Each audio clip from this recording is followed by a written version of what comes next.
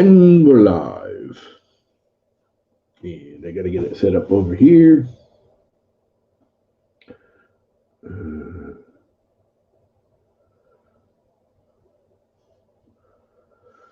Why isn't it coming up? This day has just been obnoxious. Sometimes setting up a new computer can be a pain.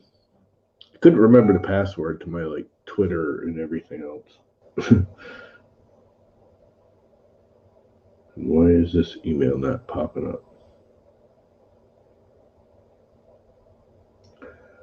Because I don't have, yeah, I do. Well, maybe I don't. I don't think I have the Gmail one set up yet.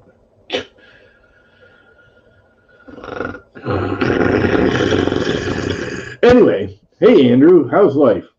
I am going to get to PrusaSlicer in a minute, but when I do it, I want chat on here so I can actually respond and see what's going on. So I do it on the screen, I won't be able to see it because I have PrusaSlicer anyway. So I'm going to have to go to Twitter, but I reset my Twitter password. So I got to re-log in because I couldn't remember it. I thought I did, and I didn't. And it blocked me out because I tried too many times.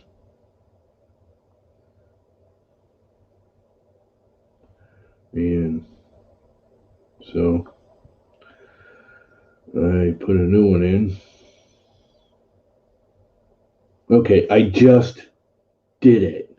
And I know that's what it is. This is what I hate with these passwords.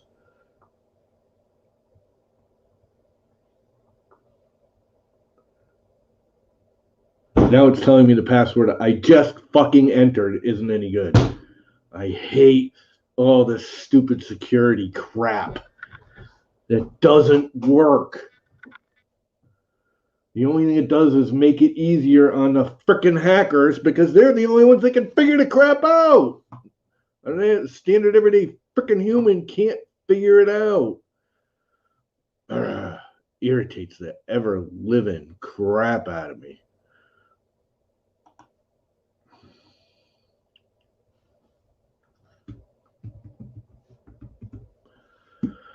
But there's always a way.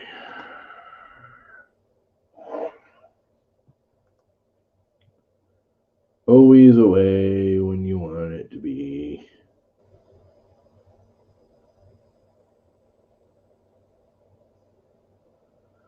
All right, so we're up and running. I now have it on the iPad.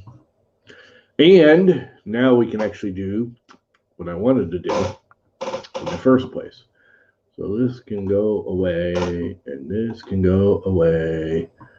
And, I'll leave this up, even though I probably won't be able to see it half the time. And I got to bring this back just for a second and share the screen, share the whole damn screen.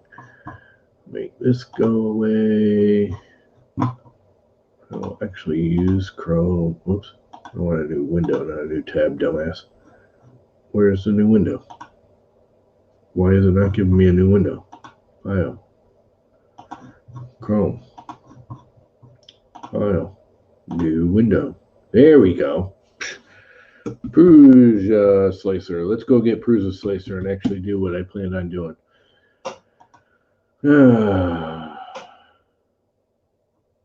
PrusaSlicer. Download for Mac. Now, what I want, and where do I find it, is the beta one. I don't care about your newsletter. I'm assuming it's on GitHub, which is going to make my life miserable because I don't get GitHub. Download the latest version. That's not the real version, is it? Isn't there still a beta one with all the stuff on it?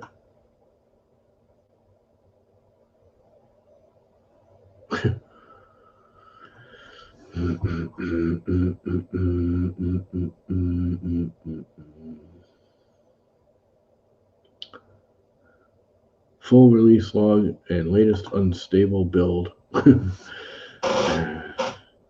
Yes, 2.3. That's the one I want. See now, so what I don't get about GitHub. Where do I download it? Right here. That should be my download button. Right there. That should download it for me. I know it's down here. But where this is so very confusing to me. It always has been. I'm assuming the DMG, because that's Linux, Windows, source code. This has got to be the Mac version. But, like, how do people understand that? I mean, I get that DMG is generally a Mac compression because Windows uses zip. Macs can use zip too, but DMG is smaller, I guess, generally. No, yeah, maybe. I don't know. Let's find out. I'm already whining. All right, we have a PrusaSlicer.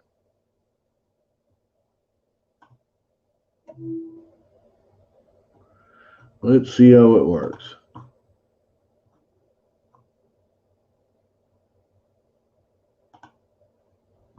We can get rid of this now.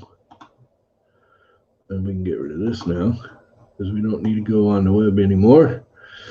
So what everyone doing? What are you up to, Andrew? How is life? Let's fire up PrusaSlicer. Open. 2.3 RC3. Now they say this is actually stable, and the last two versions have been just like minor bug fixes, which is cool. You know, that's totally understandable. I don't have any, so next, I guess. I don't have one of those, so next. I don't have one of those, so next. Define a custom printer profile. Here, Llama Core, because it's awesome. It is not a riprap printer. It is a Marlin. It's kind of funny that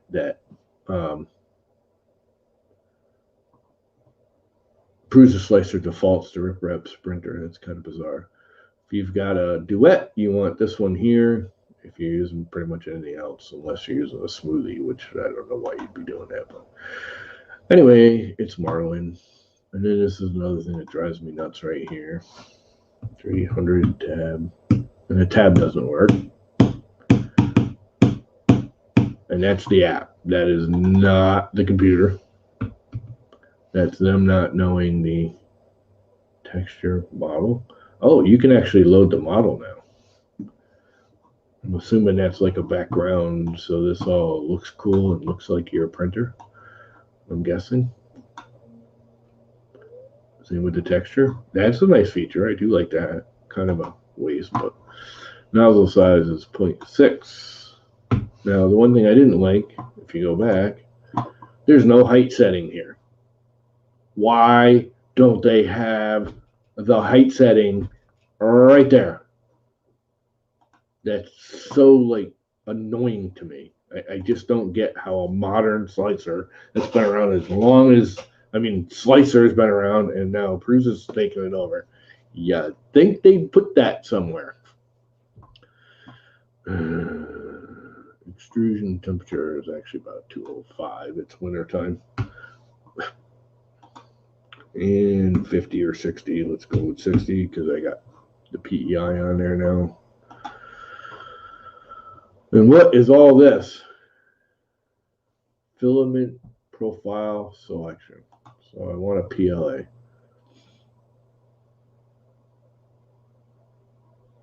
Probably none of these. Amazon Basics, eSun. Amazon Basics is a pretty basic one. Hatchbox is pretty basic. They're all kind of the same.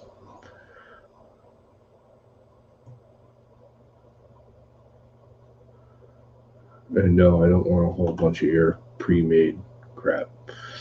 Check for application updates. Update built-in presets automatically.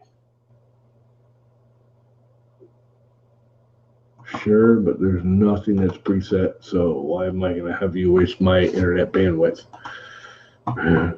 Export full path names of models and part source.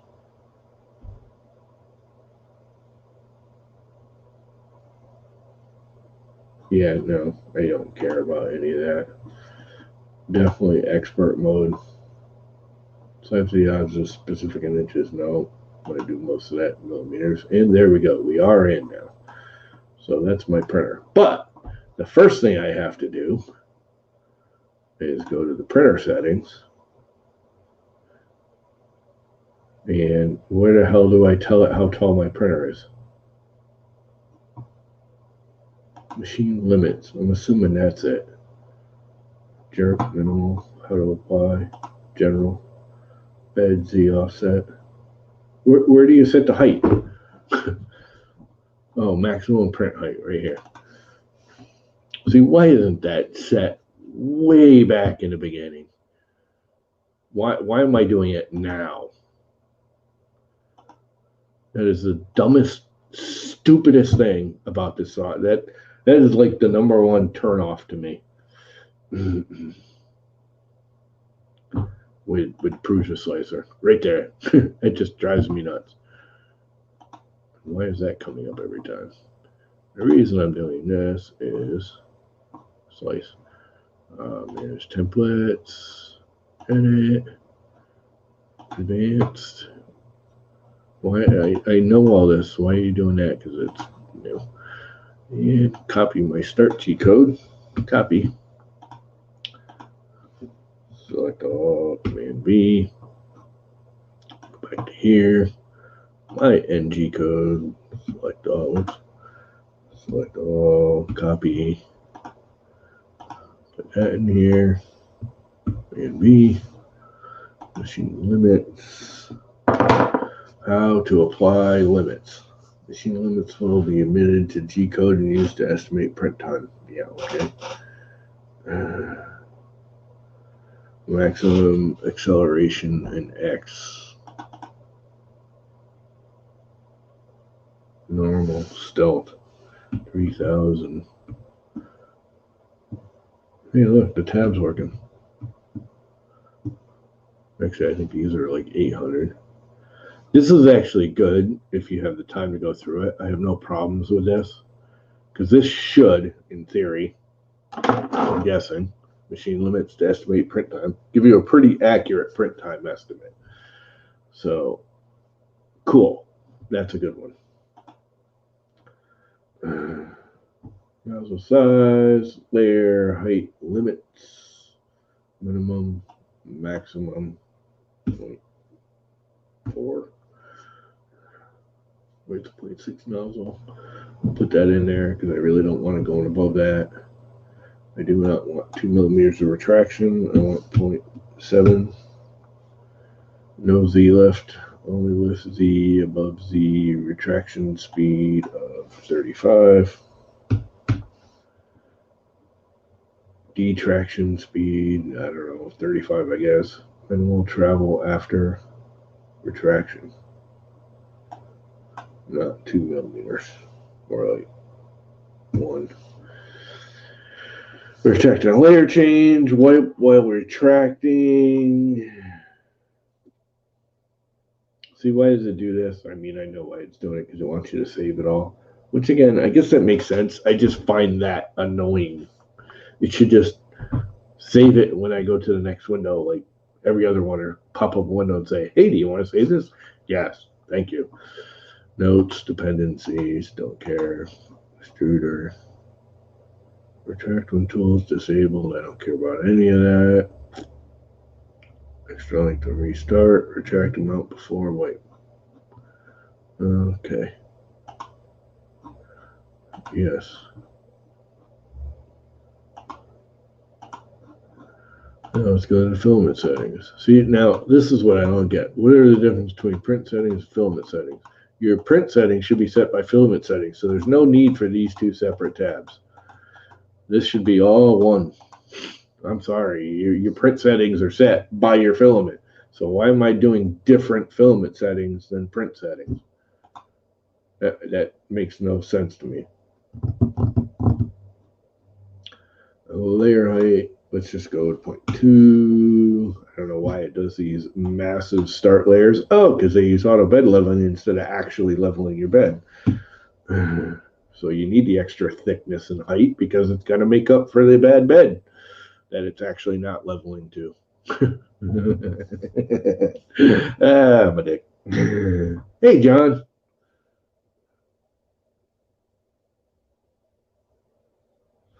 What the top drop down on machine controls is important. If you have it set to send in G code, it'll actually alter your settings in the machine.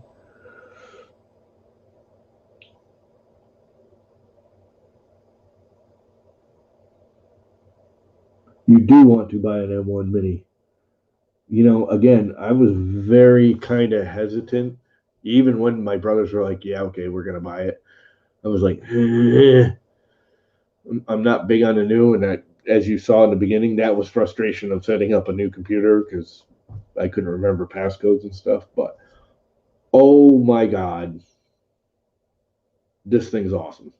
I did not think it would be that big of a difference, and it is. Now, I am comparing it to a 2020. What is that thing? I'm trying to remember what he sent me. I think it's 2014 Mac Mini, i5. It was pretty well maxed out. Um, if you're not using an SSD as a startup, now I was using an SSD even in my old one, the startup, but even still, starting this thing up is like literally I push the button and before I can situate myself and get the mouse and keyboard where I want them and everything, it's running. The startup time on it is incredibly fast, which, if you have an SSD, it wasn't that bad even on the old Mac. Um, but yeah, everything about it is just so much better. It really is. I didn't think it would be, but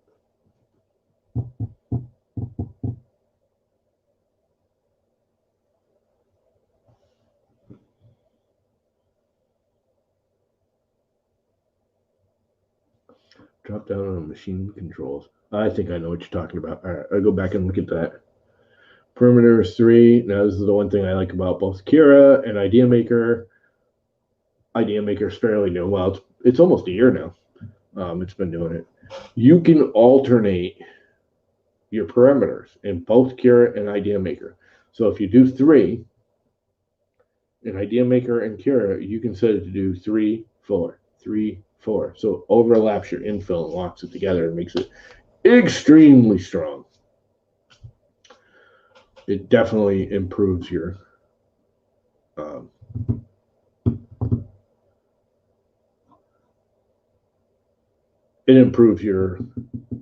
locking of, it makes the print stronger by locking the infill and the shell together instead of just having them, they run by each other as they're printing and they just butt into each other, and that's your adhesion of the infill to the shell.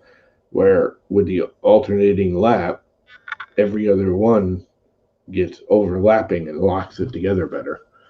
I mean, in all reality, you still have that layer because even when it overlaps, it's still a seam next to it. So, but it just locks it together better. It is better. Seam position aligned, external perimeters first. Yeah, probably should, but makes them cleaner. Solid layers, top. I want to go with like 4. Bottoms 3 is fine. I just like a nice clean layer on top. Infill, 20%. Stars. Why would it default to stars? Let's do gyroid. Gyroid's always fun. Length of infill anchor. I have no idea what that is. Let's read it. It just popped up and then it disappeared. Connect an infill line to an internal perimeter with a short segment of an additional perimeter. Expressed as percentage. Example, 15% is calculated over infill extension width. PrusaSlicer tries to connect 2 close infill lines to a short perimeter segment. No such perimeter segment shorter than infill anchor is found. The infill line is connected to the perimeter segment at just one side, and the length of the perimeter segment takes limited to that perimeter. Okay. I need a picture to know what the hell you're talking about there. It almost sounds like they're actually doing what I was just talking about Idea Maker and Garrett doing, but I can actually set it and know what the hell they're talking about because they tell you what it is.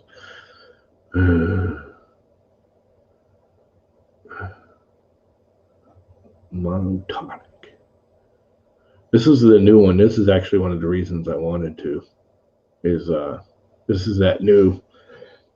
If you look at the top layer, sometimes you see the lines go in one direction and then it reverses because it hit something, and it actually is basically filling a line left and then right and then left and then right, and then it'll hit something and you'll get a right, two rights next to each other, and you'll see that because of the way the light reflects off of it.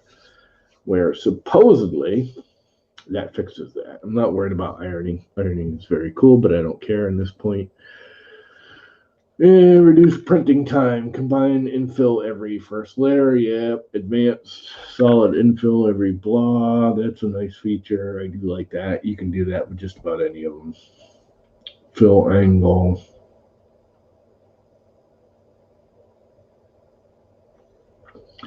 Now, the other thing I don't see here is my layer angles, because I like my top and bottom layers, which you can't do. I don't like the infill and the top and bottom to both be at 45-degree angles. One of them should be 45 and one of them should be 90, and that way they interlock better. Again, structural. Now, I guess I can make this 90. Fill angle. Doesn't so much matter with gyroid, but solid infill threshold area. Bridge angle. Skirt and brim. Support material. Generate support material. Well, when I need it, yeah. When I don't, auto-generate support material. What's the difference? This makes no sense to me.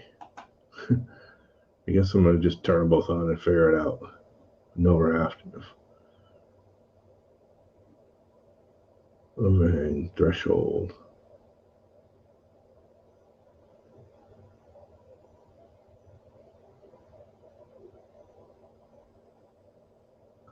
Whatever. I'll figure that out later. Pattern spacing. Interface layers. Speed. 60, 15, 60. The only thing I want to do is keep the travel down to 100. Because it is actually, I should go to 90. It is direct drive on a Core XY. Too fast to travel, causes issues. It actually will do it. It just starts to misalign. You don't really get a layer shift, but you sort of do. If that makes sense. Multiple extruders I don't care about. Advanced. Well, extrusion width. We'll leave all that stuff alone for now. They're usually pretty good. Dependencies. Save this, I guess. I don't know. Filament settings. Now you were saying, John was saying, hey, John. Actually, I haven't seen you in a long time, John. So, the machine controls top down. That's in the custom G code, right? General. Where is that?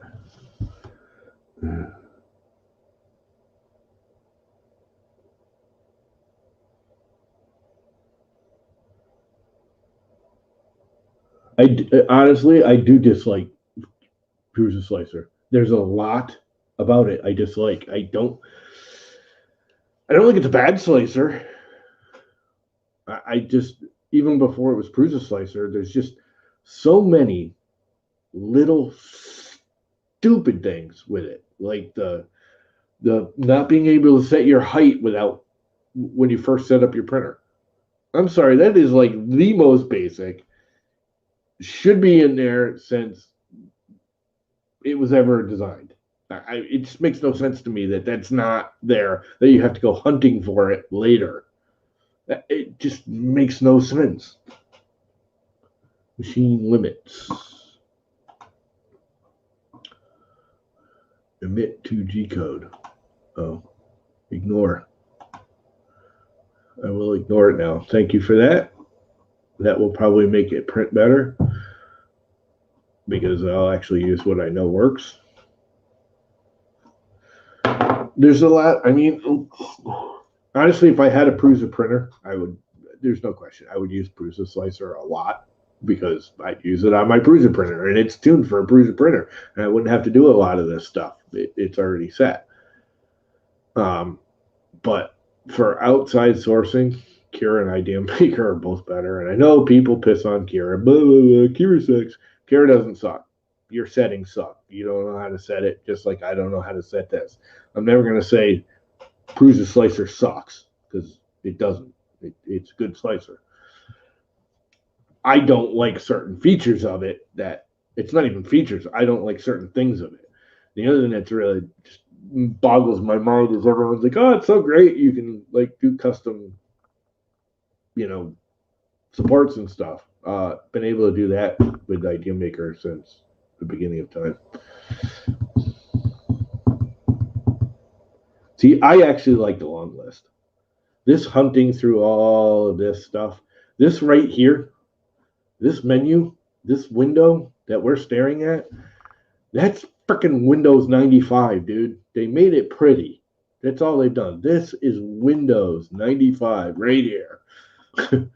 It drives me nuts. It's that's another thing that drives me crazy. It's old. And this this isn't really attached to this. Idea Maker has the windows, but they're attached. They're not this random hierarchical menu over here on some tab way up here that doesn't say what. I don't know. It just seems stupid to me. And this is the other thing I don't like. Enable auto cooling. No. Keep fans on. But that's going to keep it on all the time. There's no setting of the fan here that I can find that's really decent. Disable the fans for the first 3 layers. But what about after that? It like wants to control my fans. I want to control my fans myself. I don't want it at 100% speed all the time. I don't want it building up on its own. I have set fan speeds at set layer heights with set layers that I want to control, not it. Most people just leave it, enable cooling. Let it do its own thing. I don't want it to. Fan will run at 35% except for the first 3 layers. No, I want my PLA. You want your fan running all the time, full ball. I don't get this unless you have too much fan, which you can. I mean, you could actually overcool and cool your nozzle, and I just don't like how they take control of everything. They give you all these settings, and yet the ones you want, you don't have. The bridging fan is nice. Disable fans for the first 3 layers is nice. Full speed at layer 10. But now it's going to do its own little graduation that I don't want. See, it's going to ramp up slowly over time. But I don't want it to.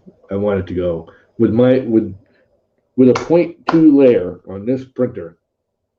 I want 0 fan for the first 2 layers. I want 70% fan from layer 3 to about layer 10, and then I want 100% fan from then on. This doesn't let me really do that. And the other thing is it's gonna ramp up the fan slowly, and the fan that's on this one. Actually, I don't know with this one. I didn't play with this one that much with this extruder. It may not start up. A lot of fans won't start up until you hit like 60, 70%. So it thinks it's pushing juice to it, and the fan itself isn't spinning. Again, on a Prusa, it may. Load speed at the start. Load speed. Tool changing. I don't care about tool changing. Filament overrides. This is actually nice. I do like this. Custom G codes. Don't care about any of that. So let's save this. I'm a core PLA. So I should be done with setup. So let's import a model.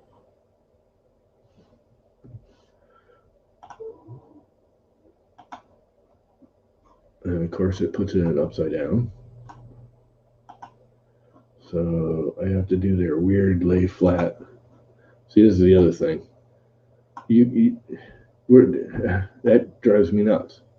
Now I know I can do the lay flat. I understand that, but in Idea Maker, which is another one another reason I like it better, I can actually like just look over here and type it in. Now I believe over here somewhere I can, but it's not even registering over here. So now I don't know. I don't know. I want it to do what I want it to do, not what it wants it to do. Does that make sense?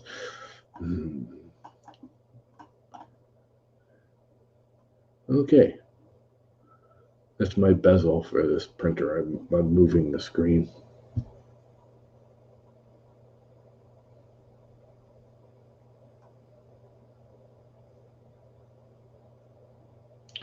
Machine limits or used for time estimates. Yeah, no, I do think that's one thing I do like. I actually like that you can set that all up and use it for your time estimates. I wish more of them would do that. And you can do it in Idea Maker. I just never bother. Honestly, Idea Maker default, this machine is close enough, I guess, to the raise that it's usually, if I do a 10-hour print, if it's 10 minutes off one way or another, it's unusual. So slice now. Well, that was quick. We'll say that was super fast. Even for this computer. There's absolutely no need for those supports. And why are they in here? So now I gotta do some kind of support blockery thing.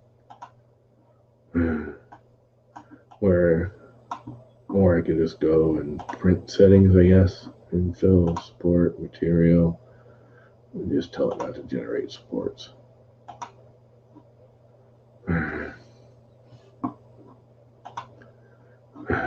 Because this thing needs no supports anywhere.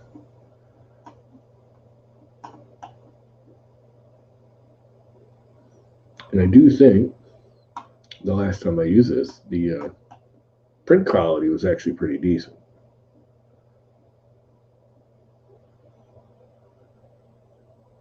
But what I don't like is this right here. I don't believe I can reset this, at least not intuitively. I want this flat. And then I think it's right here, right? Where I can look down through it. Now see, if you want a structural part, your top and bottom layers, you want 90, and you want them going up and down. You want them going directly horizontal and vertical. You want them going 90 degrees and 0. And you want your infill going 45 and 135, right? Yeah. And that way the infill and the top bottom layers, again, are going at different degrees of angle, like plywood, and make a stronger part. You don't want your infill and your top bottom layers going the same direction. Now with gyroid, it doesn't really matter so much. But as you can see, it's still crossing the lines nicely. But you get a much more structural part by having your infills adjustable. Let's export it. I don't know. This is one thing I don't like about this. Why is it saying iCloud? I turned iCloud off, I thought. And let's see how it prints.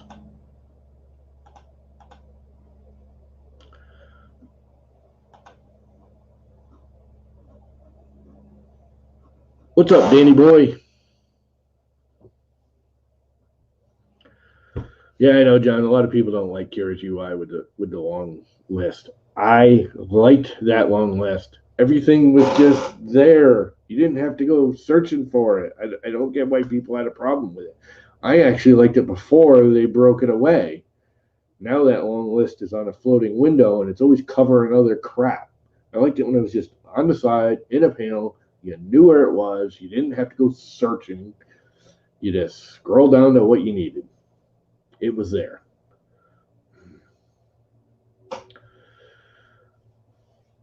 But anyway, so what's up, Lady Speed and Dan and John and Andrew and anybody else that's in here listening to me whine? And again, I don't think PrusaSlicer is a bad slicer. If I was owning a actual Prusa, there's no question I would use it. It's tuned for it. It's actually easier than all that stuff I just did because you don't have to do all that stuff. It's all set up for your little Prusa printer. But as a whole, there's a couple of things about PrusaSlicer that just drive me nuts. And supports are one of them. The paint on supports, which is one thing I do want to try, but not going to do that now because this doesn't need any supports or shouldn't need any supports.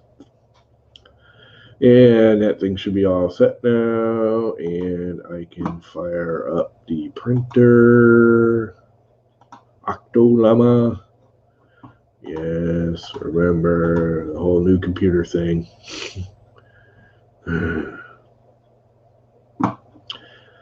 There's so many things you forget that the computer does automatically for you. When you get a new computer, you're like, oh, crap, I got to set all that up again. And I don't need that because it's no good. I don't need a gauge mount. I don't need that gauge mount. Not even doing those towers anymore. Let's upload an LDO because that's why I'm doing this. It's for the LDO screen, which I had already. I don't like the way it's laid out. Terminal G-code. This is one thing I absolutely love about Octoprint. I can do this right here because I know they show it to you in the actual slicer, but it's not as clearly defined as just a black line. This shows you everything much more clearly than you'll ever see like this right here. That's kind of odd that it's doing that to me. This little thing, I wish I'd eliminated it.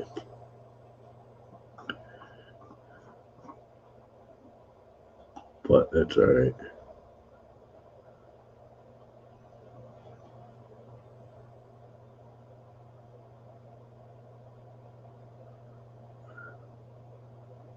Other than that, it looks all right.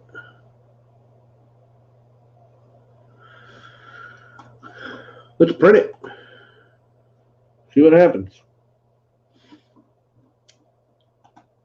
If we go back over here, I do like this little plugin. The only thing I do wish is I could put this on top.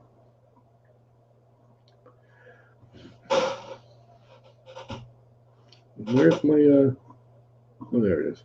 It is in here.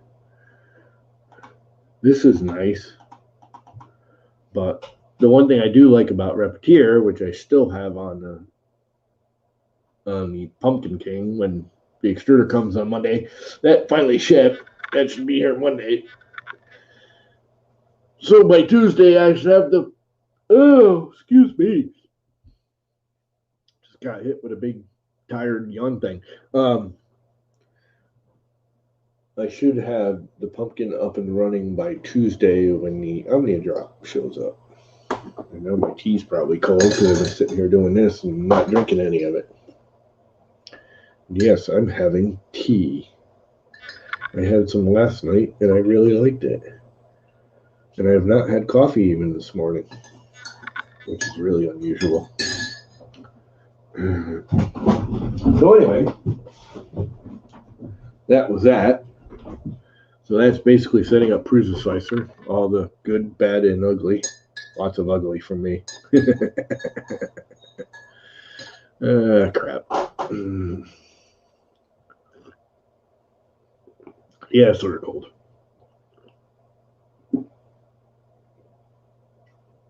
Still above room temperature. Just not hot. All right, is this thing heating up?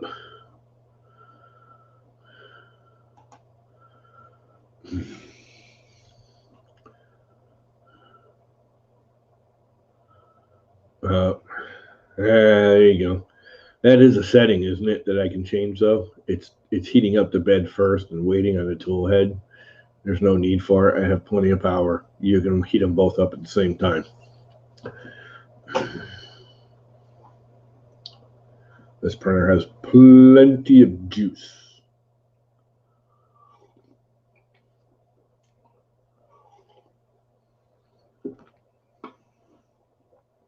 Now we gotta sit here and wait for the whole bed to heat up, and then we gotta sit there and wait for the tool head to heat up, which is fine. I mean, most of them default to that. That is a setting you can change, right?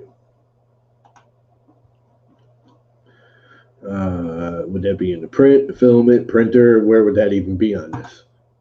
I'm guessing in the printer, but I could be wrong. Machine limits, it's probably in print settings or filament settings. Cooling, filament. Where's my actual temperature settings? Yeah, I don't get this whole. I sort of do the print and the filament, but it needs to be the same. There's no need for these to be separated. There's cooling. Where's my temperature settings? Right here. So no, I can't tell it to heat up both. Is that what it's telling me?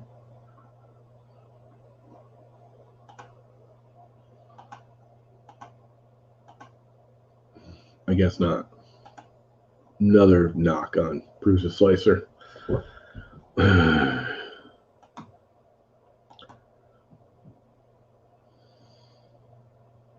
This is nice, from what I understand. I can't wait to see this. That's one of the things I do want. If that actually works as they advertise. I'm hoping that's what that is, anyways.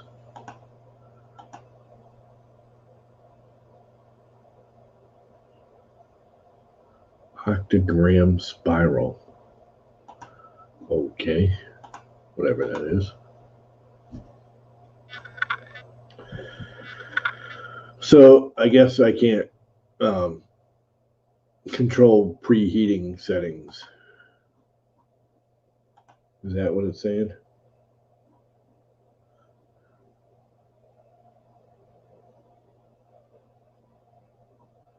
I don't know if I have. I clicked that. I just looked. I don't know if I have stealth mode on this. I don't think I actually do. I think it just runs quiet enough that I don't need it. I actually have done a bunch of Idea Maker ones. If you look at some of my old stuff, there is a buttload of Idea Maker tutorials that I did. And most of them still apply. They really haven't changed it all that much. I will say it's not perfect either. Don't get me wrong in any way, shape, or form. That's why I still look at PrusaSlicer and I still use Gira once in a while. Spiral mode in Idea Maker looks absolutely beautiful, except for it's not. I don't know why. It just isn't as well, doesn't hold as well. It splits at layers easier. Um, I think they're spacing it more than they should for the layer height or something, and it's probably adjustable. I don't know. I haven't played with it as much, but I find Kira, and actually, believe it or not, Simplify 3D for spiral mode is probably the best of all of them. But spiral mode's not like important. I use it on occasion because it's just fun to print a base real fast, but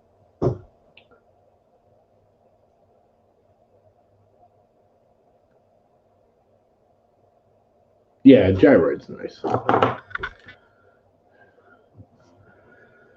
Do you have one of the BQ-B1 printers now?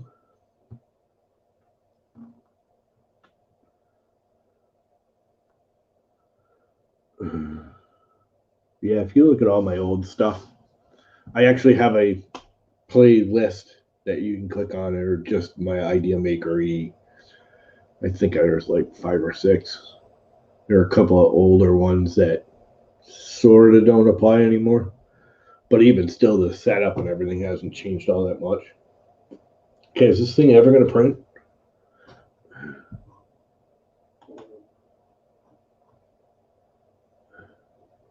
Why is the bed heating up so slow? It never heats up that slow. There's something in there, G code, that says take your time, don't rush it. No, I think it's just cold. It is kind of cold in here. It's only 68 degrees. It is 40 out. I might have to go outside and play. It was only like 25 degrees out when I started this. The sun is beating right on the thermistor outside, though. There it goes. But is the hot end hot? No. Why is it moving if the hot end's not hot?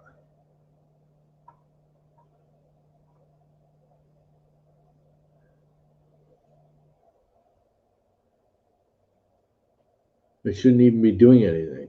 Why is it moving if the hot end's not hot? The hot end's only at 96 degrees. It shouldn't even be allowed to extrude. Why is it doing anything? Okay. Now I put all my custom start G code in there. Why did it do all that?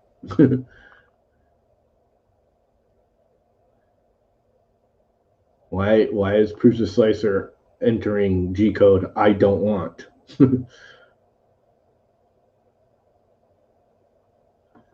I tell you how to make one? What do you mean a test starting line? Like the prime line, like it was I thought it was just doing and it's not? I have it, that's just in your G code. If you go in Idea Maker, and you can literally copy mine and do not show this at startup anymore. I know all this. When you, oops. What the hell's it doing?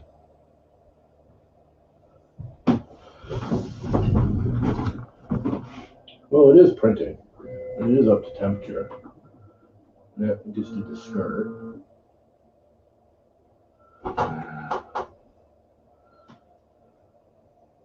Yeah, looks all right, I guess. It did some weird startup thing on its own. Idea Maker startup line. Are you talking about an actual prime line? Is that what you're talking about? I'm trying to think. I've uploaded it all over the place, and it's been so long since I did any of that that I can't remember.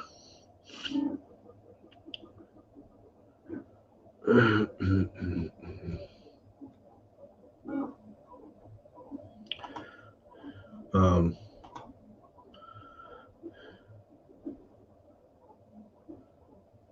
what am I in? Am I in Idea Maker? If you go and you edit and you go to your G code and your start G code, this right here is the prime line set for purge. 0 your extruder, set for purge. 0 extruder length, purge a line, max nozzle purge. Now I have it do two. I don't know how to describe it. With the larger diameter nozzles, I have it like start sliding down the plate on the side, extruding very slowly, and then at the very end it does like a 30 or 40 millimeter, like real heavy, like slamming kind of over extrudy purge. I do that because a lot of times that will knock off any like balls of crap and stick it to the side of the bed.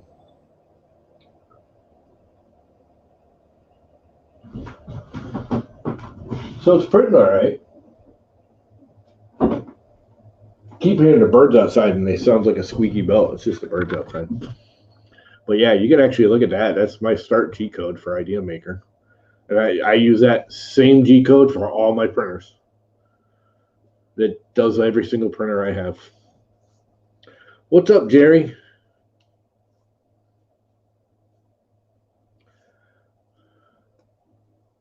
Where are you coming over from? Are you on Facebooky? Which group? Does it sound like I'm on the camera, Mike? It wouldn't surprise me. It would not surprise me if I was.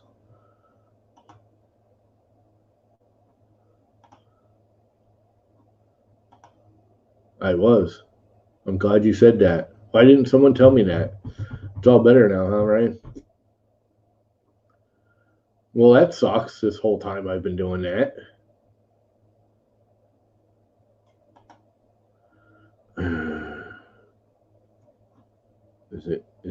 Is it on where's my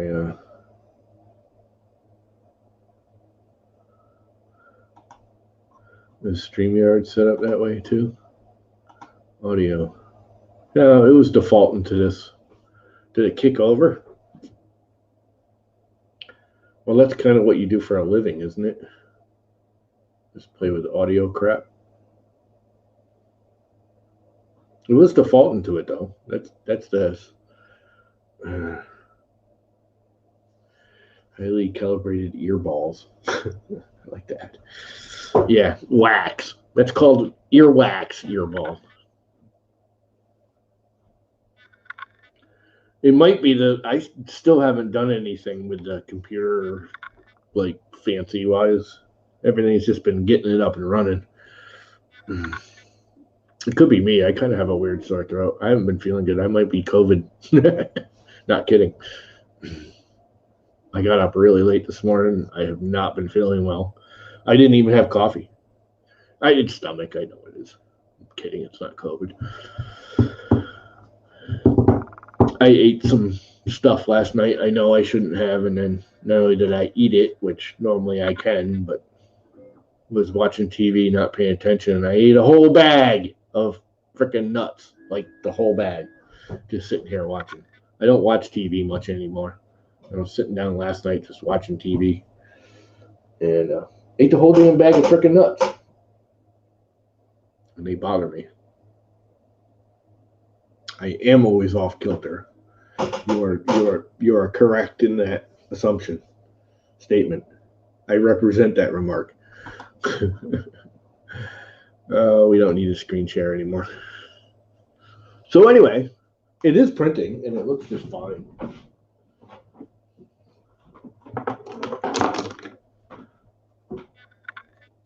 It actually looks pretty good. Feels really good, actually. Feels better than the Idea Maker one did. Oh, Jesus. Had a day.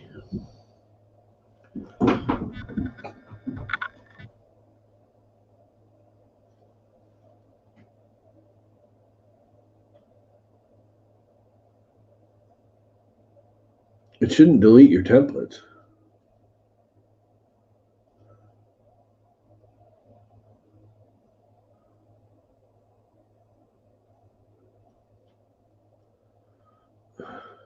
What deleted the templates? Did you download the printer profile or the filament profile?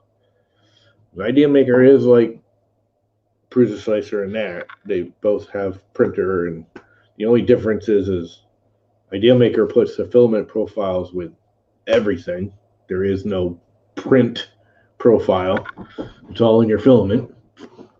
which in one way is good and one way bad. I could see why that setting, if I got used to it, would probably be good.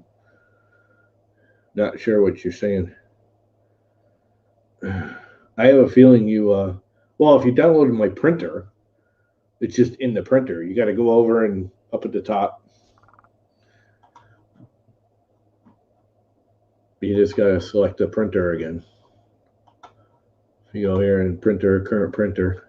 Just select whichever printer you're using. This is the one thing I've been begging them to get rid of, is make it so I don't have to scroll through all of their printers. At least I can get, it's their slicer. They want their printers on it. Ultimaker does it too. Blah, blah, blah. At least make it so mine's on top.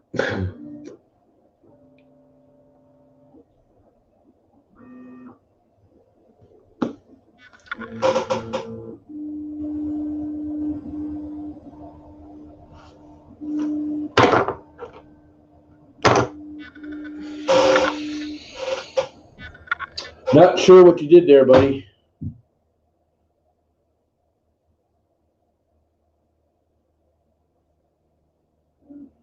Zavron. Is that how you say that? Zavron?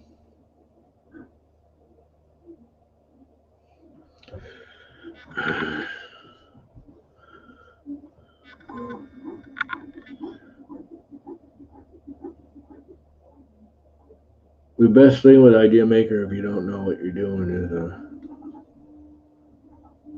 hey Dan, weren't you here earlier? Had to pop in and out. You're at work, aren't you, Dan?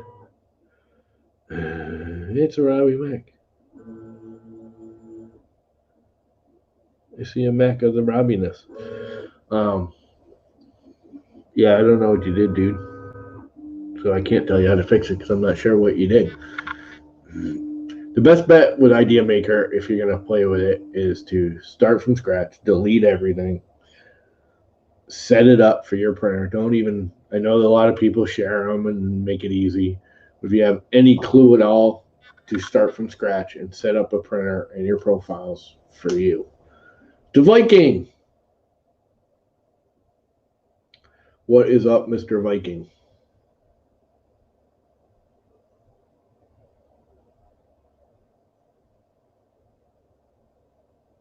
For printing a sniper scope? No, I don't have a sniper scope, so. Again, it's not. Idea Maker doesn't care about what you're printing so much as it does the printer and the filament.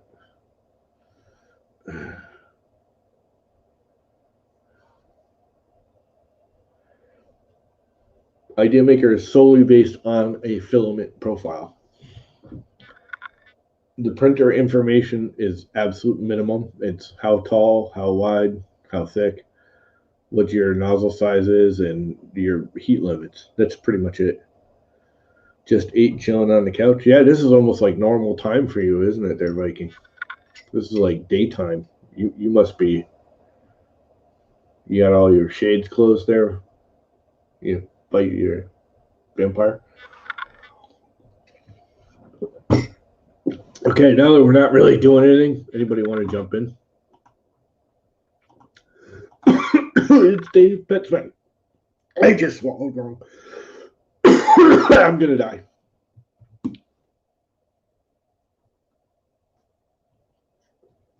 If you'd like to jump in, please feel free. You're not with my PETG because I don't have any PETG profiles for it.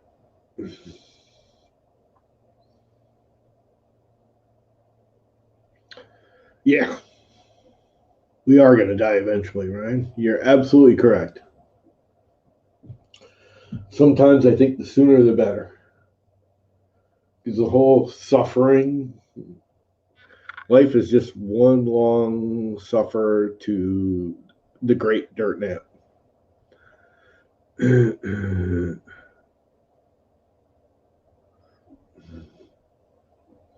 I can answer that for you, Jerry. Yes, because that's what he does. That's actually what it's for.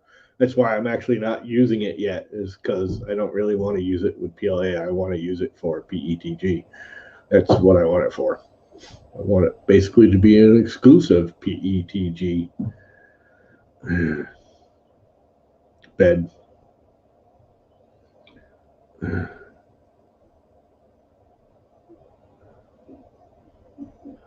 I'm right there with you there, Ryan. Why live miserable? Just lay down and go to bed. Just never wake up. Oh, that's sad. I will say, so far, it's printing very well off the PrusaSlicer. In some ways, better than the latest Idea Maker because I haven't tuned it. Because there is issues with this, but that's because I just used the generic Idea Maker profile. Because this is the wrong one. Of course, I just grabbed it and said, "Oh yeah, that's the right one," and printed it. Oops, not the right one. Missing some holes and stuff. Not the same as this one. There's some things in different locations. Like the mounting holes are like a half an inch off. With the LDO one from the regular one, because this is basically a regular everyday 2004 generic one, and this is the LDO black one, but it's in bright red. It's actually not bright red. It's that this is Jesse PLA, whatever that red is of his, which is nice. It's a weird red. I kind of like it.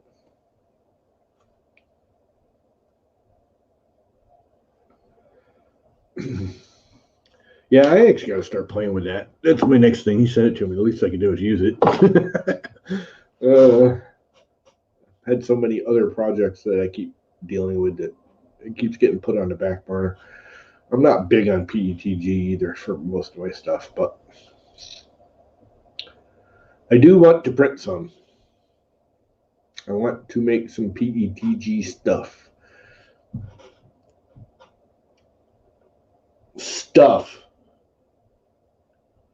I want to print some PETG stuff. I can put my calipers away. Yeah, I get it. Honestly, I get a glass finish off of PEI when it's new. But yeah, that should give a really nice, like, acrylic glass. Oh, thinking of that. Since you're both here. And if I saved it on here, and I don't need this anymore. Okay.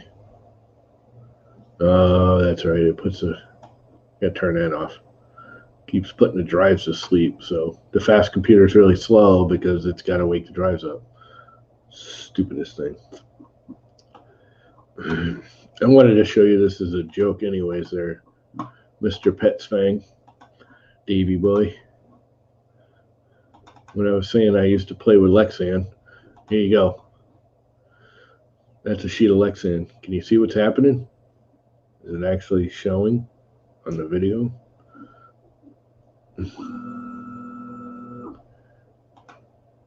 Let's play that again. It's just going from room temperature to 45°C. Now I do have it, sped up. Did y'all see that?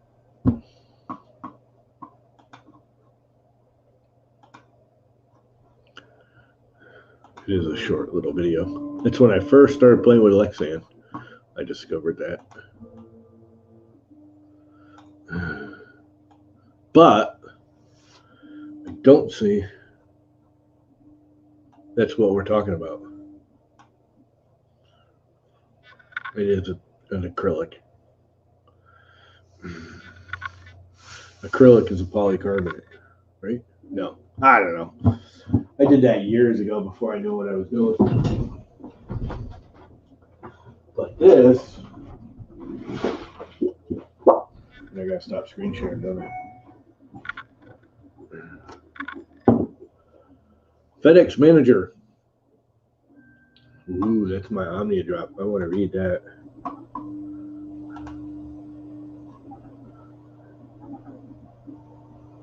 Oh, no way. So the Omnia drop's going to be here today. Yes. Out for delivery. That was supposed to be here until Monday. Sweet. Sweetness. This is what Jerry and Dave and I are talking about. He took the Lexan kind of stuff and stuck it on this bed, and I immediately screwed it up a little. Where is it? Right here. But that's all right. I don't really, not worried about it. Actually, I think I can heat treat that back down. I was thinking about that. I got a heat plate.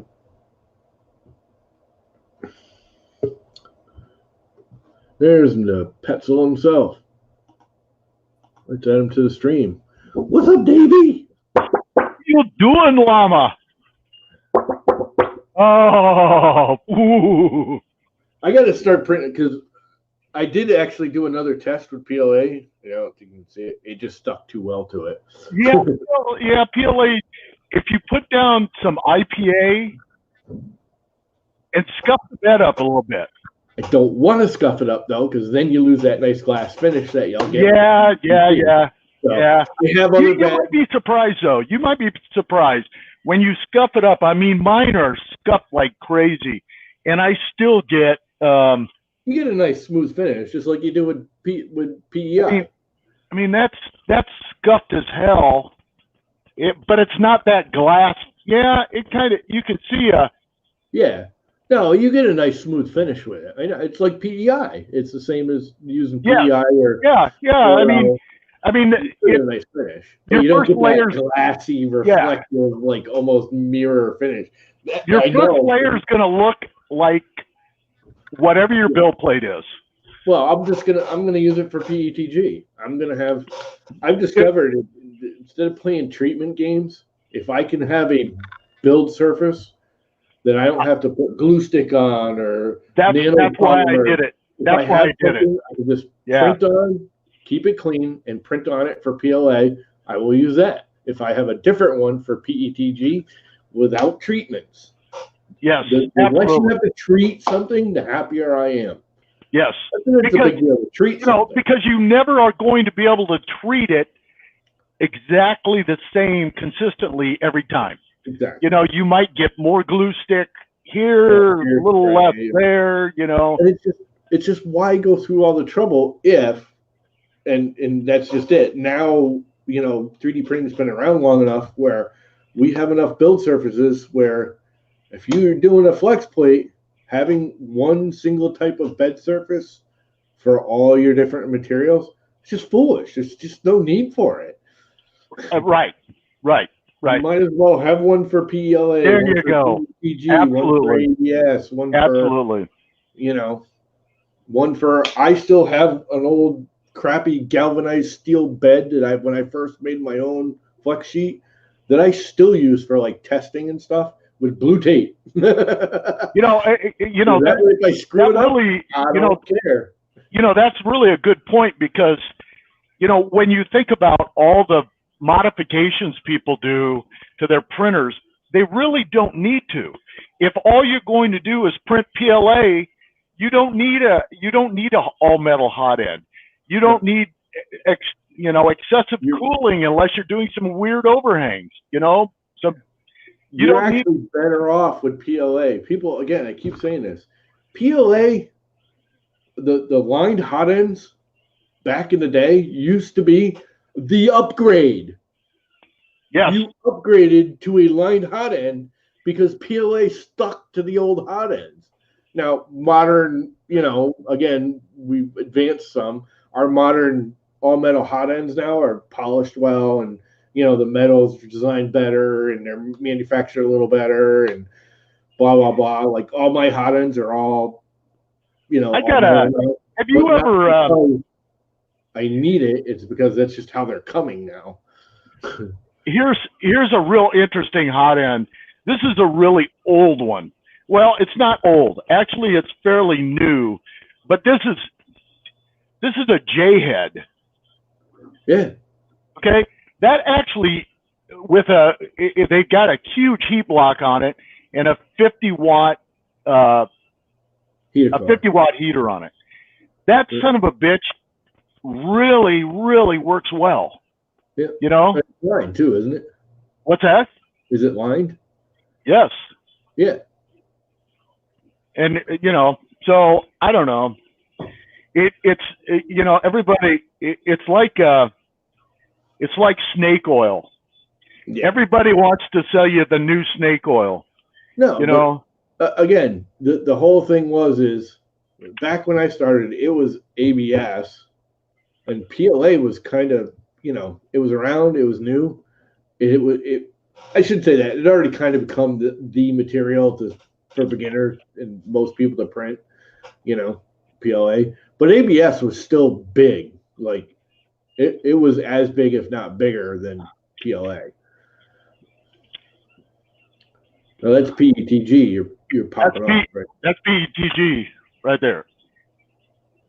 And that maybe went with PLA on PEI. You see how nasty that surface is? Yeah.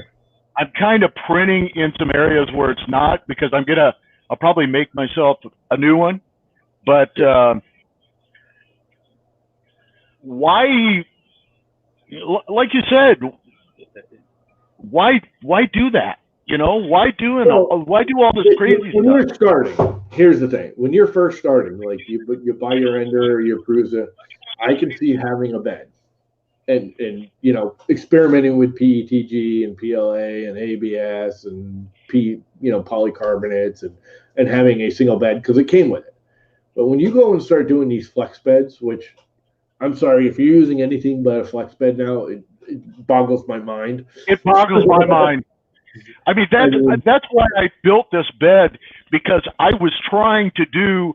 I love the flex bed, and like the video you showed earlier, where you were using the heavier polycarbonate. Yeah, that was literally just a piece of Lexan I bolted on the bed. Here, these were like the prototypes.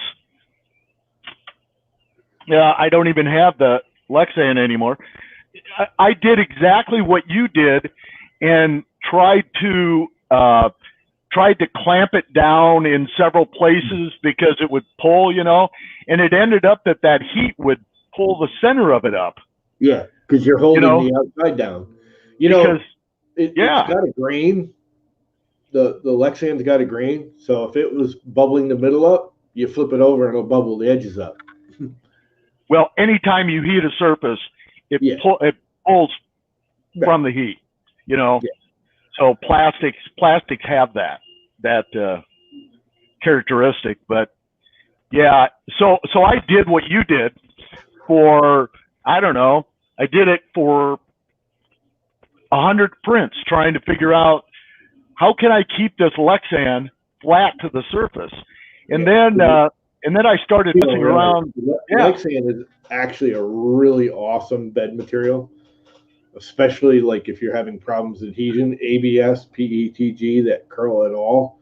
Lexan is freaking awesome because it holds and yet it releases. Now, you don't want to use PLA and you don't want to print polycarbonate on it, because if you guys remember, if you remember the original blue bed build sheets from TH3D. I love those. Those were all polycarbonate. Yeah, I know. So the black ones. Black one's the same material. Yeah. So, but it's super thin, so it would rip. Yeah.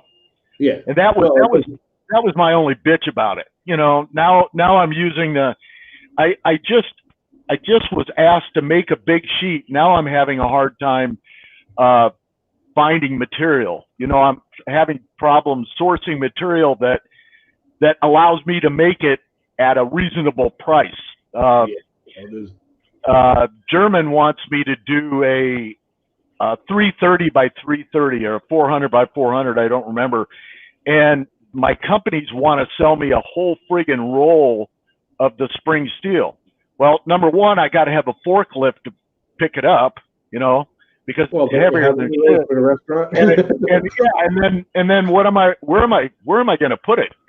I don't know if you've ever seen one of those spring steel rolls unload, but man, when you take the strapping off of it, dude, it expands like it's a blast. It's crazy. We used to buy flashing in because when we were framing houses, we used to, you go out and you buy the 50-foot roll. Well, your house is more than 50 feet long a lot of times, and we got to the point where we were just buying rolls, and the freaking guy I was working for had a cutter, and he'd get these like 6-foot rolls that were like 9 million miles long, these huge things, like say you get a forklift, and we just cut them. And whatever width we wanted for that house, we just cut it off that big roll.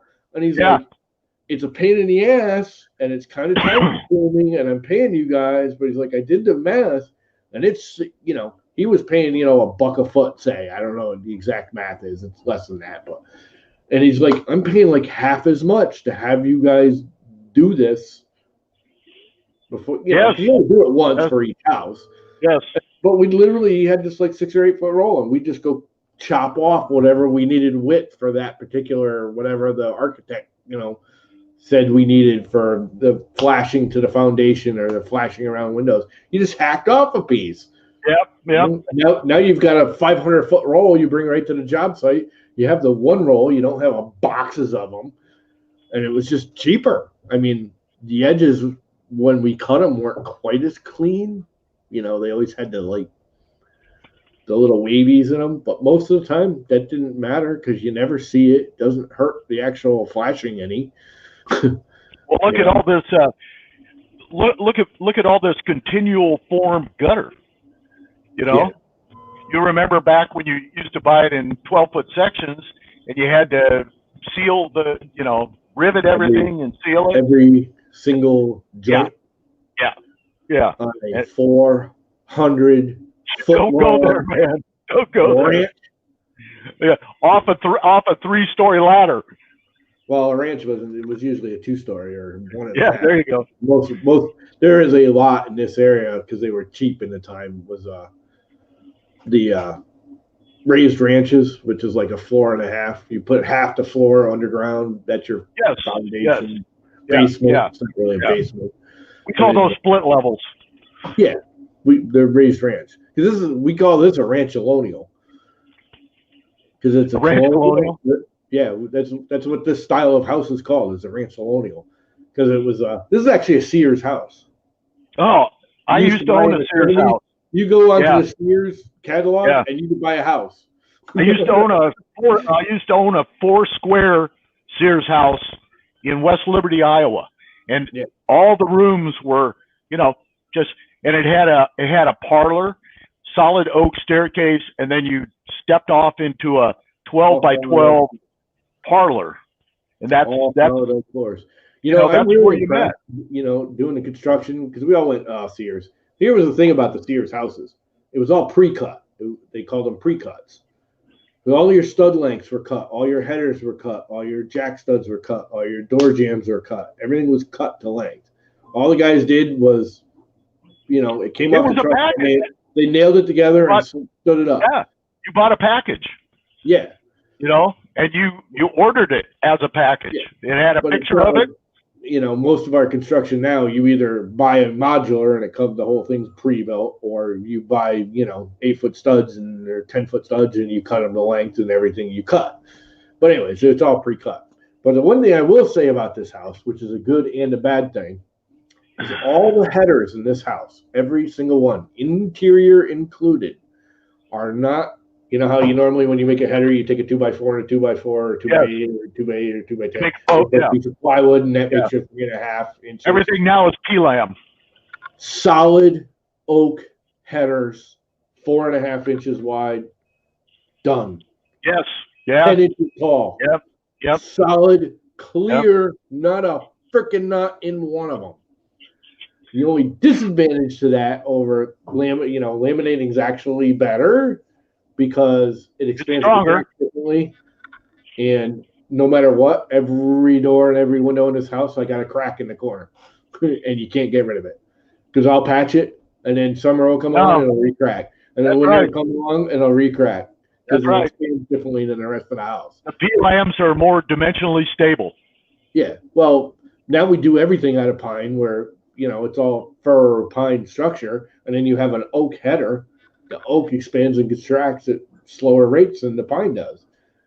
So every time you get a humidity or major temperature change, something splits apart. And I mean, it's minor, but you always have that little hairline crack in your sheetrock above it.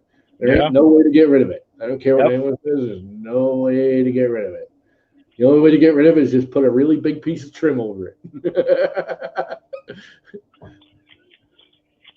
It'll always come back. Every single window in this house. Actually, this doesn't, and that one's not. This one's not, because I had to replace this whole wall back, I don't know, 15 years ago. Both floors, the whole wall, whole length of the house. Ants ate it. I went to put a new door in the frickin' kitchen. I went to take it out, and I put a flat bar against it, to pry it out, and it literally just fell out of the house. I was like, well, that's not good. They started tearing the wood to the wall. Here I am supposed to be just doing a door. My parents are gone. They're in Virginia. I don't even live here. Me and my brother show up just to put the door in as their, anniversary present. Figured we can go out and get a nice kitchen door and spend a couple $100 and put in a new kitchen door for them. Yeah.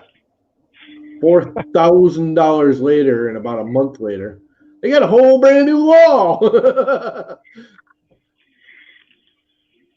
And that was $4,000 was back in, it was late 80s, early 90s. Oh, that was a lot of money. Yeah, $4,000 is like 10 grand now, if not more. That was me and my brothers all went out and got credit cards and put it all on the credit cards to finance it.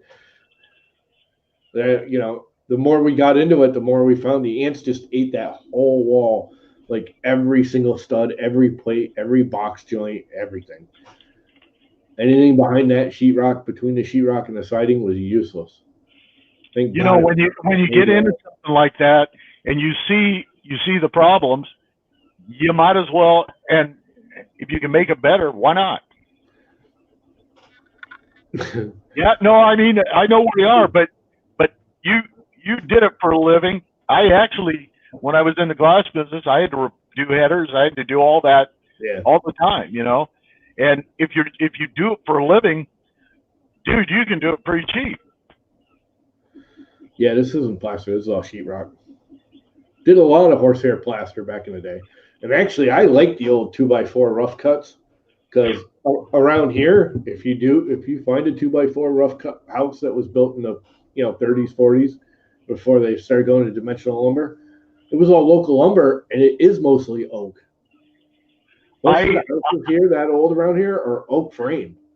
I bought a rental house that when we were looking at houses, my daughter was going to college here at the time. So I bought the rental house, and the reason I bought it was that it was all full 2x4, everything before full size. And my God, when you're talking the full size, your floors are stronger than shit. Your walls are stronger than shit. Yep. That extra half inch is a lot. Here in New England, oak and birch are more plentiful than pine. So back then, when you went out in the field and you freaking got a mill, and the guy came and milled the studs for you as you built your house, and you cut the trees down from your yard to build your house, they're all oak, because that's what's here. It's all oak and birch here. That's pretty much. There's pine here, but not a lot of it. We got a ton of walnut. Yeah, we don't have much walnut. We got no walnut left here. No more ash here either, because we had that gypsy moth. Yeah, the ash borer. I've got a big ash tree at my rental house, and the ash borer finally got here. So I got a buddy that takes care of my trees when I have anything big happening, and he says it's not in the neighborhood yet, but he says I should be thinking about taking it down. And Christ, the thing is probably 200 feet. I mean, it's a It's monster. huge. Yeah. So we had pretty much the whole eastern seaboard back in the 70s, I guess. Oh, you had the ash borer back then? The gypsy moths came through and wiped us out. Yeah. There was a particular moth that ate them all. So we actually had an ash. Pretty sure it was ash. Was it? Yeah, it was ash. There was a state park that was all ash. That was like Devil's Hop Yard. It was a big deal because you're old enough to remember. You remember when we were a kid? You remember Dutch elm disease? Yeah, sort of. I remember the name. I remember hearing about it. It's kind of. I don't remember much about it. We never had a problem with it. We had a whole bunch of elms, and it's weird seeing neighborhoods where they're just coming in and clear cutting trees. Yeah. Well, this is why they do that, because we had that ash forest. Devil's Hop Yard was an ash forest with a few, pines and oaks and stuff mixed in, but it was 90% ash. The gypsy moth came in and killed them all. And when it was all done, it's a whole state forest. It's like, 9,000 acres or whatever. Like I care. It was like winter in the summertime. But it caught fire. Oh no! The trees caught fire in the whole freaking state park. We're talking like 800 acres. It was like something you see out in California today, just like burning it and couldn't put it out. And that's why now, if like a gypsy moth or something wipes out your trees, you have to go in and cut them. They don't just leave them. That the fire was like 2 years after the gypsy moths went through. I got a question. Wiped out the whole park. Why in the hell do lag bolts break so damn easy? Whenever I mount a shelf or I do a header, I do pretty much anything. I pre-drill the hole half the size of the lag bolt. I put them in with a ratchet, nice and easy and slow. And most of the time they snap. Why is that? They're just crap. China. Using a pot metal lag. Yeah, just regular lag bolts you buy at Lowe's or Home Depot. Yep. You go buy them. China lags are not. They're not treated, and they'll snap on you. The steel is just not treated. You look at the head, and on the head will be lettering. A grade. Classification and strength and torque and all that. You want to, I can't remember because we didn't use lags all that much and people always got them for it. But you want to read that rating and get the lag. They're real small. I got these big giant shelf brackets, the biggest ones they sell at Lowe's. Yeah. I'm putting another shelf above my printer. Well, first off, I put both brackets on backwards. I've got the long side on the wall and the short side sticking out, and I need to flip them, so now I got to take them back out. But I bought 4 or 5 extra because I knew I was going to break a couple, and sure as shit, I broke them, so I had to move the bracket and pre-drill it, and I put them into the ratchet. Are you using you putting washers on them? No, I don't need to. The bracket's big enough. Yeah. You want to put the washer on. You want to? Yeah, I'm just snugging down to the bracket and stop. You're just too strong, Jerry. No, I used to be, but I'm not now. I'm retired. I lost most of my muscle. The other thing is the washer doesn't just help hold it; it helps the head slide on the bracket, so it doesn't break as easy. Because you're not pull braking, you're twist braking it, right? You're over torquing it. I'm not even getting it all the way tight. I could be halfway down. That's just deal. That's why I pre-drill them, Llamas. I'm not blowing the wood out. It can go in easier. Every time I pre-drill a hole, I always go half the size of the drill bit. That way the threads have something to bite into. Yes. Actually, when you drill it out, when you're doing a big screw, I mean, you don't need to with a regular everyday crap screw, but a larger screw or a lag, if you look at the shank, you want your drill bit to be the same size as that shank. So all that's biting are the threads. Okay. Otherwise, it over torques it or it splits it. All right. So you literally, like, if you take your calipers and you take the screw and you measure between 2 threads. Yeah. And then just downsize it just a little bit. The other thing you can do to make it going easier and not again, you're torquing the screw. It's not that it's hitting something and you're trying to push it. You're actually twisting it and snapping it. Yeah. Use soap. Good old fashioned everyday hand soap. Wax. Yep. Or wax. Hand soap. Not liquid soap, but regular soap. Just liquid soap. I use liquid soap too, but real hand bar soap is actually more lubricating than liquid soap. Liquid soap still works. I've never tried it. I've always actually we carried Johnson used to make beeswax. Yeah. And it was hard, and it was in a tube, Yep. and you pushed it through, and you just ran it through, and you could self tap aluminum. You could run it in your wood. It goes in like putty. You want to hear something kind of gross but kind of cool? Back in the days when aluminum and vinyl were the siding, when we had aluminum siding, not vinyl, and you'd have problems with the screws or the nails, or they used to have what they call threaded nail, the spiral nails that they still use them on floors, but we used to use those for aluminum siding, kind of like a roofing nail with the spiral threading. Mm-hmm. But the thing you used to do with those, because of the way the aluminum was made, again, you don't have that problem anymore. You actually want the wax from behind your ear. You take the screw and you just rub it behind your ear and then nail it to the wall. Sounds disgusting, but it works. If you don't clean your ears, get a Q-tip in your ear and pull out a big old blob of wax, and No, not in your ear, behind your ear. Yeah. Like right here. There's actually a type of wax that builds up only right there, and it's nasty. It's not okay, I got a great story for you guys. My grandfather, if this is a construction story, my grandfather worked for Bell Telephone for 50 years, and he was a lineman. Okay, so back in the day, he would put like buried cable all over the planet, underwater, the whole bit. And buried cable had sheaths of lead on the outside.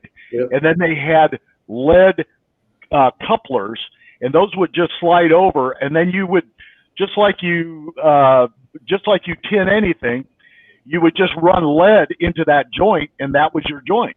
So it was totally watertight. So they would make the lead they would melt it in a huge vat. And my grandfather told me the story about a guy, a newbie. He said, how do you know when the lead is to the point where you can use it? And they took their fingers and just ran it into the lead real quick and out. And the guy says, well, how can you do that? And the oils in your finger, and I tried it when I was younger, the oils in your hand protect you that first time. And then if you do it a second time, it'll fry your hands. Yep. But the oils in your hands, the wax in your ears, I mean, there's crap. There's a lot of things that protect you that you just don't even realize about. How many gross, like, liquids and waxes and stuff around your body that you spread everywhere. It's like these things. Believe it or not, if you get a trackball like this, when you first buy it, a lot of people are like, oh, it's not very smooth, it drags. It actually takes the oils and the crap from your skin, and it puts on the little nylon-y tabs, and that's what makes it smooth. They clean. You don't want to clean it. You want to brush it off, get the dirt off, but you don't want to like hit it with a cleaner because it'll get all rough again. You want the oils and stuff your fingers put on the ball and those tabs to stay there. That's what lubricates it. Sounds disgusting, and it kind of is, but it works. Are you familiar with a Big Tree Tech touchscreen, the dual mode? Marlin regular mode with a knob or I've seen it. I haven't played with it. Okay. I have zero interest in touchscreens. I do not. Yeah, I do. Me either. Yeah, that's what I got occupied for. I want a screen, like right now, to look over at my printer. I don't have to open a window. I don't have to look at anything else. I don't have to find my phone or a tablet. I can look at the printer and in 30 seconds say, the temperature's up, the bed's working, this is how high I am on my Z. Boom, done. That's all I need the screen for. Everything else I can do through Octoprint or Repetier or whatever. All I want is that. Look at it and know. Or, oh my God, it's on fire. Turn off, please, instantly. I don't have to open the window while the printer's burning. I don't want one more point of failure. That's my, if that touchscreen goes out, I don't have any way of controlling anything. Yeah. You know. Yeah, a friend of mine wants it on his S5 I'm working on, and I'd updated the firmware, Big Tree Tech. I got their example file and compiled it. But when I go to the touchscreen mode and I hit like move access and I'm pushing it, nothing's happening. So something's not set right because I can see it, but when I push a button, it ain't moving.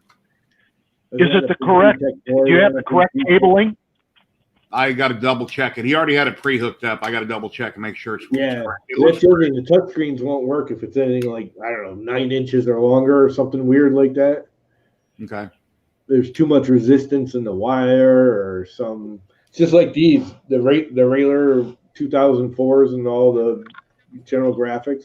Yeah, I the printed a screen case. will work, but if you get it too long, again, it's like over a foot or something. The SD card reader won't work. I printed a Meanwhile cover out of PETG on my CR10 last night. This wasn't on the build surface, but I got a layer shift one direction. So I got to go back in my slicer and look at it to see which way it was oriented so I know which way the layer shift happened. But it's on one side perfect, on the other side it shifted twice. Don't like layer shifts. And the other side is... Yeah, one side is perfect, but it only shifted one direction. Though the way long-wise, it shifted twice. You can see it. It looks like a stair step right here. You got something set wrong if you're getting layer shifts. No, I haven't had a layer shift in freaking years. Yeah, I haven't had a layer shift in a while, and I don't know why this happened, but it's perfect one way and it's not the other way. It moved twice. Okay, so Jerry, do you have Octoprint on that? Yeah, I use Octoprint on most of my printers. Do you record your print? Yes. Yeah, I can go back and look at it. Go back and look at it because I'm like Llama. I haven't had a layer shift in years. And the other day, I don't have it here. The other day I had a layer shift on a very large part, and I went back and looked at it, and my ABL, there was a small area where it raised up on the ABL, and it actually jammed the extruder, the whole carriage, and then it reset it to that jam. So whatever it went almost 3 millimeters, and then everything reset at that 3 millimeters. And I looked at it, it's like, Jesus, that's a weird ass. And it ended up being, it just hit an area of the print, and it mechanically. On the hybrid sheet, my Mandalorian helmet recently seen had a layer shift on it, and the reason that happened is the inside and outside wall was really thick, and on the inside edge where it starts to curl, the PLA kept kicking up, and the nozzle up. Yeah. So while I was printing, I'd go with my thumb and I'd push down that lip, and eventually at one point it had to curl back up, and that nozzle hit it and kicked it out of whack. You know, there's a way easier way. If turn your cooling on. Turn the curling up. Cooling. Enough cooling. Cooling will take care of that. If you're doing it constantly, just take a freaking room fan and blow it on the printer.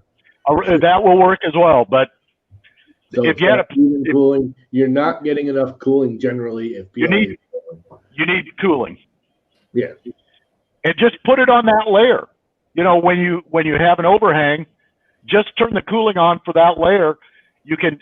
What I typically do, like on PET G, because the PET fangs are so efficient, I turn my heat up by about 4 degrees. So I turn the heat up the layer before by 4 degrees. I turn the cooling on the layer that the overhang starts. I let the cooling stay in place till the overhang is done, and then I turn the heat back down and the cooling off. Yeah. I'm printing this. You got to use Idea Maker to do that. He ain't doing that with Kira. 235 and 80 on PETG on this, and the cooling was about on a PET fang with a 50-15 fan was about 40%. Yes, 40% you're making that Idea Maker now, aren't you? Oh my God, I don't know how I did without it. I know. There's just so many things you can do with it. It just is crazy. You know, if people get used to it, and I will admit that the interface, they've improved it a lot. If you saw the way it used to be when I first started using it, the interface was kind of, a lot of times you're like, where did they put that setting? You know what I mean? It was like in weird spots. They organized it better. But. Okay, so why does like when I'm when I'm revising parts, a lot of times I'll revise them in CAD, I'll export them, and then I might not get. I'll leave Idea Maker up, but I'll get away from it for about an hour, and then when I go back to it, why does it lock up so often? That's your computer. It only does it on Idea Maker. Yeah, but it's a Windows thing. I leave Idea Maker running 24/7 pretty much. It's always running unless I'm like modeling or something, and I never have an issue with it. Yeah, sometimes I'll go to it and I'll go to delete. I like the slicer settings for a particular part, but I'm gonna put a new part on it. So I'll delete that, but then it just sits there and it doesn't delete it. Do you have like sleeping on your computer and stuff where it puts the hard drive? I do. That's your problem. Turn it off. Yeah, I mean that's you can't let the hard drive go to sleep, or but it doesn't or something. The minute it goes to sleep, Idea Maker freaks out. Well, it doesn't. Let me see if I can. Nah, it's not. It's not. Again, that's a Windows thing. I'm going by what I remember reading about it. Yeah, I figured as much, but I didn't know if there was a workaround because I don't let my computer go to sleep. There is a workaround. It's called Get a Mac. Yeah, I've got a couple of Macs. I don't. They're so much better. This thing, dude. I was really hesitant. I was actually scared when my brother said they got it for me. I'm like, oh crap. Half the stuff's not gonna work, and oh my god, is this thing awesome? It is so freaking fast. I use you guys ever use my Mac a lot. I use my Mac a lot, but there's so many programs that I have to have for business. Yes. And I run everything off my laptop, so it just Macs are not business oriented; they're more artsy fartsy oriented. Yeah. What about stringing and PETG? Dry it. Stringing airflow. Temperature? Not if you have the correct temp and the correct cooling. Yeah. You will not get. And if you use Idea Maker, it doesn't go across the print. So in my PETG now with Idea Maker, I don't remember the last time I got any stringing. I've got zero stringing. Or cobwebbing, whatever. Yeah. Yeah. Right. Yeah, but you're a Mac geek there. Lightspeed. Well, I know, but most people there's way too much. I mean, even when I was working like fencing, the fence software and stuff just works so much better on the PC than it did the Mac. It's like they did the Mac just to appease the Mac people kind of thing. They designed the software in PC because it's easy for them. That's why, like, my brother hates Macs. He's a computer scientist. That's what he is. That's his title. He writes software. He's a professional hacker. It's really what he was. But he hates Macs because they're very difficult to write for, and he'll admit it. It's not that they're bad, difficult to write for. They make it difficult to make sure it works. The Apple, construction system, they want to make sure it's not going to crash, it's not going to bug out, it's not going to do this. But for a programmer, that's a freaking pain in the ass. That's just like us in building going, oh crap, every time they came out with a new hurricane spec on your house, that's that much more bull crap we have to do. I don't want to do it. Some of the hurricane strapping we have here now for house building, for framing, is, I'm sorry, it's gotten to the point where it's no longer a safety thing. It's an over-the-top stupid thing. Well, that's what engineering's about. Well, it's like anything. They get to a point where, okay, we got to fix this. And then instead of just fixing it and going, okay, this is good, they go, well, let's make sure it's fixed for 8 million mile an hour winds. that your house, you could get hit with a brick wall and your house ain't going to move. Well, yeah, hurricanes like that happen, but not very often. There's a lot of old houses still standing around here that didn't blow away. They don't have half that stuff. Oh, you should see. Have you guys seen the new hurricane strapping? Every 4 foot now. Now, we used to, I'm sure you've seen like regular hurricane straps. You put like a band across the studs or a plate. Yes. We have this thing now where we live now. If you're 50 miles of the shoreline now, you have to there's this bracket that you have to screw. It's 22 nails on the stud, 22 nails on the block, on the box, a lag, 3/4 inch threaded rod, and then another angle bracket on the other side. How often do you have to put those in? Every 4 feet. Every sheet of plywood. If you lay your plywood sideways, it's every 8 feet. If you stand your plywood up, depending on your builder. Most of us stand it up because you don't want the seam flowing here on the shoreline because it'll get wet and you get that seam twist between the studs, if you know what I mean. Yeah. A lot of people, if you lay it flat, your house is actually tilt structure stronger because you're spanning more studs. The problem is right in the middle of your wall, you have a seam in the plywood, and it does this in between the studs. Yeah. So we all stand them up here. If you're out west where it's drier, you don't have to worry about it. So we all stand them up. So we have to go every 8 or every 4 foot with that. Doubled in the corners.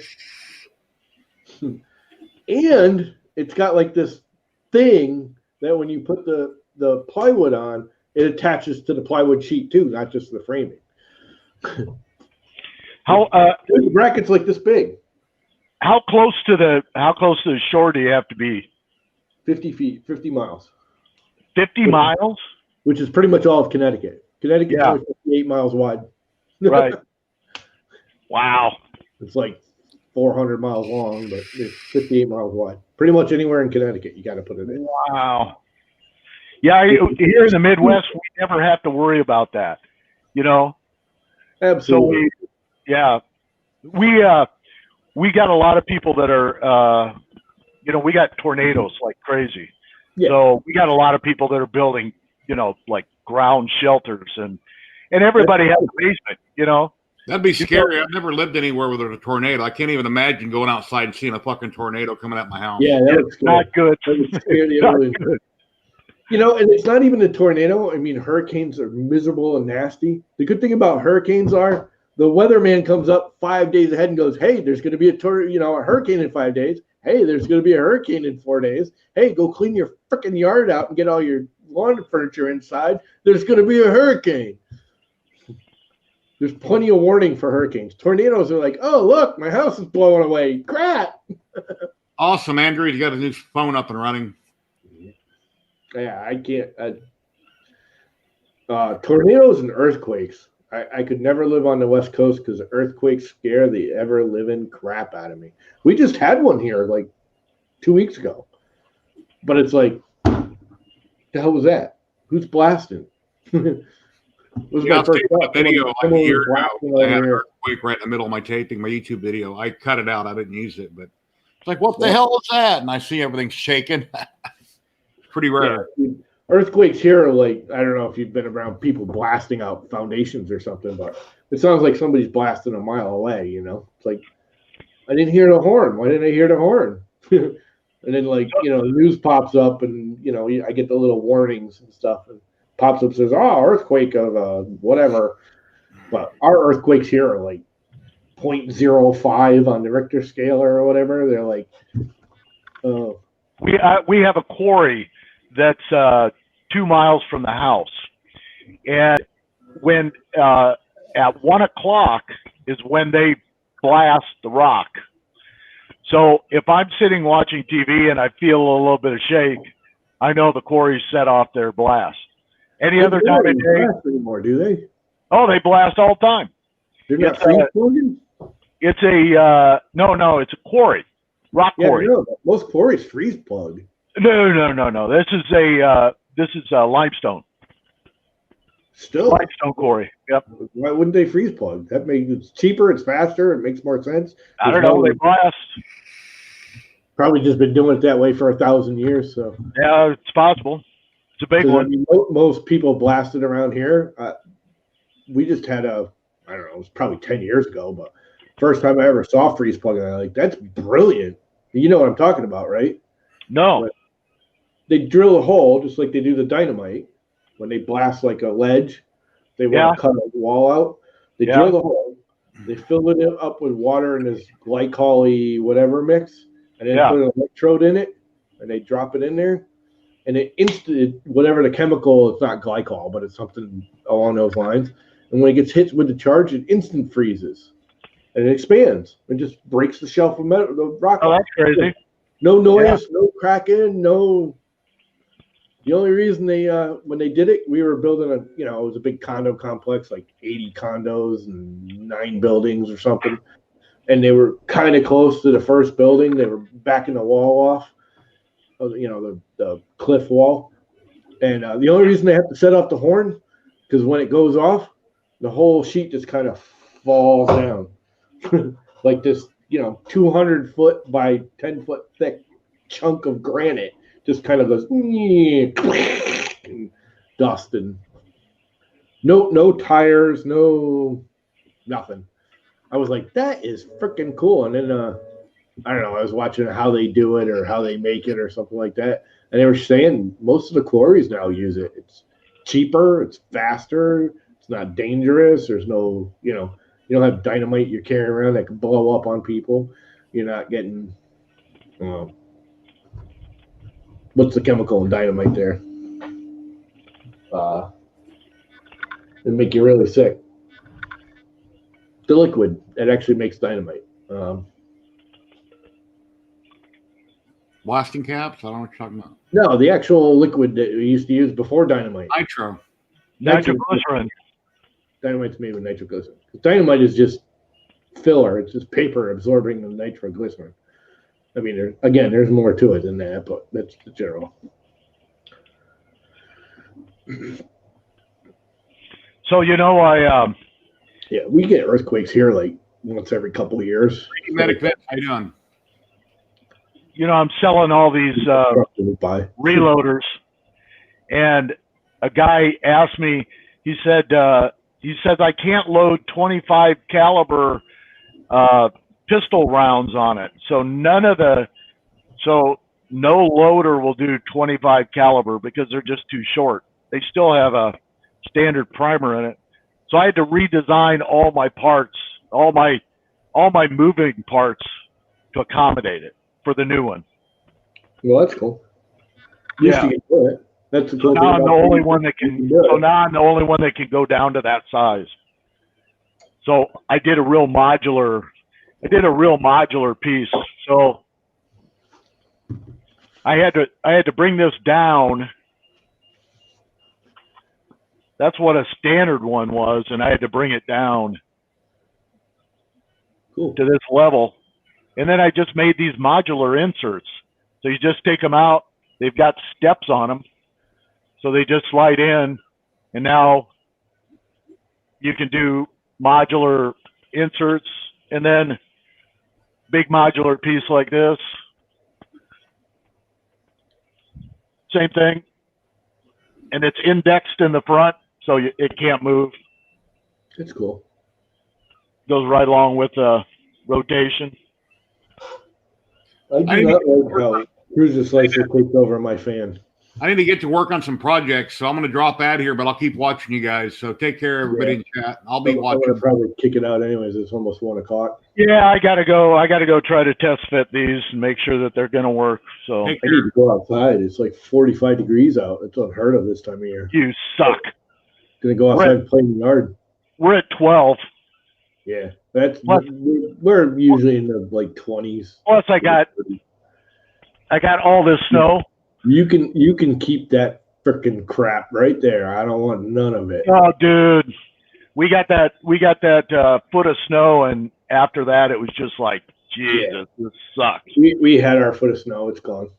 Actually, there's still a little bit left from like the shovel piles and stuff where You shovel it up so it never actually melts away as fast. Still a couple, 3 little piles here and there out there, but we've been in the 40s, probably the last week. We're supposed to get up in the 30s tomorrow, maybe 40. So I'd be happy to see that, just to get some of this. We're dropping all weekend. We're going to be in the low mid 30s all weekend with high winds. That's the bummer. Did you get any of that snow that was coming through from the West Coast? When? Wasn't there a big snowstorm coming through? We got a big snowstorm a month ago that dropped like a foot here. But nothing recently? No. There's a couple of storms they've been bitching about that are supposed to hit us on like Monday or Tuesday. And now they're saying they're all staying south of us. They're going to be just like, I might actually see some rain and crap from them. Because I'm, again, I'm right on the shoreline, so I may get a sprinkle or two, but they're saying all of these storms are going way south of us. Wow. There's like 3 of them right in a row. They're saying our next, our 7 to 10 day future is this every day. You might be a little cloudy, it might be a little warmer, it might be a little windier, but they're like the next 7 to 10 days. The weatherman literally came on and said, I got nothing to tell you. It's boring. Have a nice day. I like that. Look out the window. I like that. He said this today. He said, I got nothing to tell you. It's boring. The next 7 to 10 days are boring. Nothing going on. It'll be windy this weekend. Have a nice day. I was like, sweet. Okay, Llama. I'm taking off. Nice seeing you, man. It's been fun. It's been real. I will post on Twitter or something the actual print. See all you guys. I like the fan thing. But anyways, well, that's it. The first half of this stream was, PrusaSlicer and me bitching about it. And the rest was just BSing. But I will say I don't like the fan controls. It's got the fan keyed down now. It's running slower, which is okay, other than the fan should be on. The whole printer's running slow, which means it altered the speed, which I do believe I can change in PrusaSlicer. I'll have to go look. Because it auto slows down for certain areas and top layers and bottom layers, which I think it's actually doing a top layer now because it's the inside of the actual screen holder. So slowing down now, I don't think it's a bad thing. Yeah, I think it's doing this face right here now because it's printing really slow, which is normal. I mean, Idea Maker and Kira both do that too. Anyway, I'll post it on Facebook and or Twitter or whatever. But we're out. See you, bye.